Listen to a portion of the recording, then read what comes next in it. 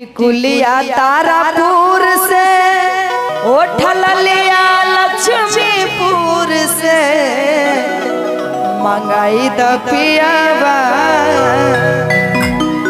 हमरा सरिया भागलपुर के। आइए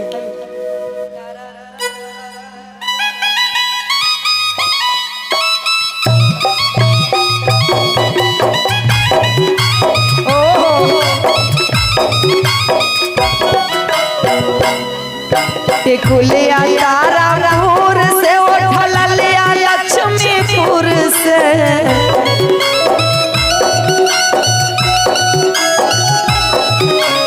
कुलिया तारापुर से उठल लिया लक्ष्मीपुर से मंगाई द पियावा मंगाई द।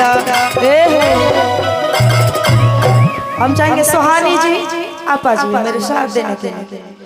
अभी आपको रेस्ट होगा जब हम और गौरव जी गाएंगे उस वक्त कर लीजिएगा रेस्ट।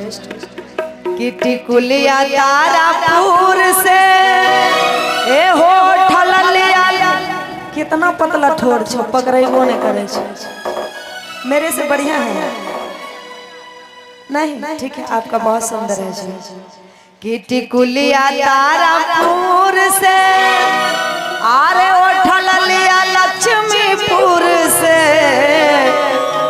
मंगाई द पियावा मंगाई द पियावा हमरा सरिया भागलपुर के।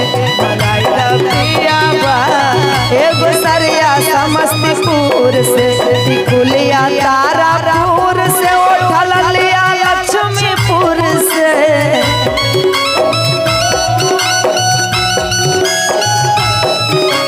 कुलिया तारापुर से उठल लिया लक्ष्मीपुर से मंगाई द पियावा मंगाई द पियावा हमरा सरिया भागलपुर से। मंगाई द पियावा एगो सरिया समस्तीपुर से।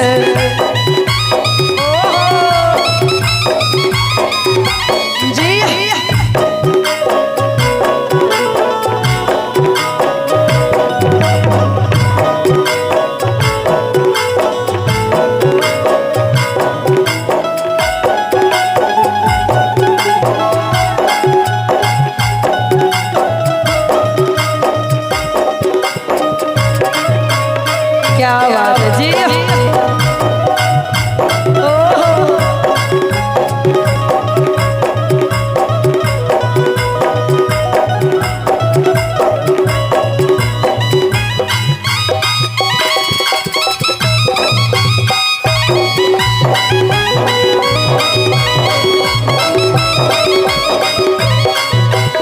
झाझा के झुमका लइहा चूड़िया दुर्गापुर से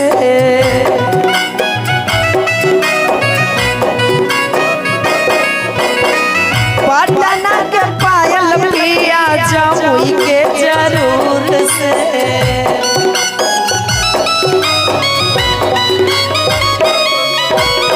झाझा के झुमका लइहा अरे चूड़िया दुर्गापुर से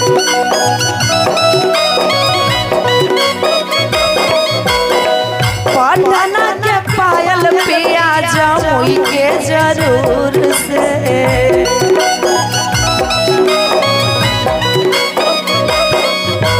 मेहदी मधुपुर से सेनुरवा सोनपुर से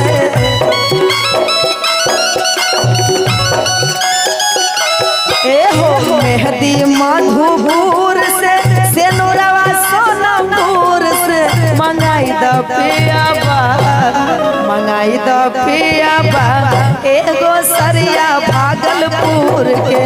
मंगाई द पियावा एगो सरिया समस्तीपुर के।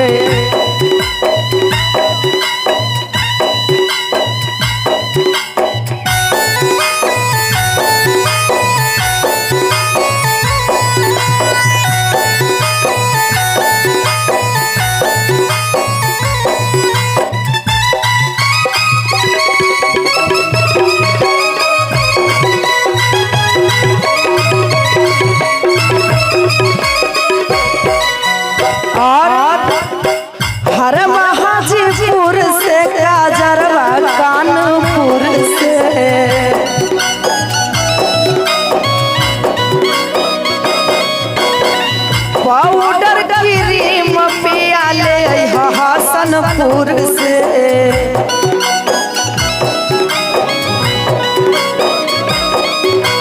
हरवा हाजीपुर से, गजरवा कानपुर से।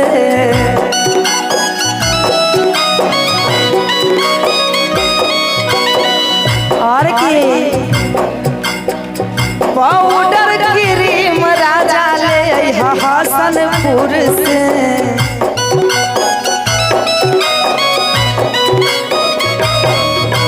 बिंदी बिशनपुर से, एगो खोपा खड़गपुर से।